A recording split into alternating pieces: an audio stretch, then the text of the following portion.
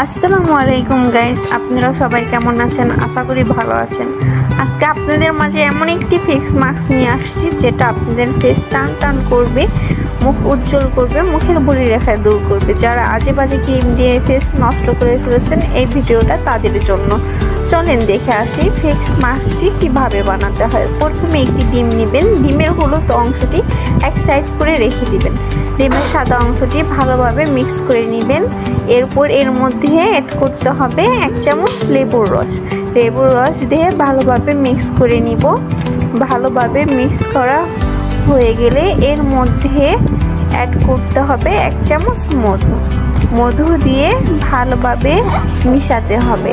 ভালোভাবে মিশানো হওয়ার পরে কাঁচের একটি কৌটার মধ্যে রেখে দিবেন। 1 সপ্তাহ ব্যবহার করবেন, ভালো একটি রেজাল্ট পাবেন। দেখবেন মুখের অনেকটাই পরিবর্তন আসছে। যাদের কাছে আমার এই ভিডিওটি ভালো লাগছে তাদেরকে অনুরোধ করব আমার চ্যানেলটি সাবস্ক্রাইব করুন।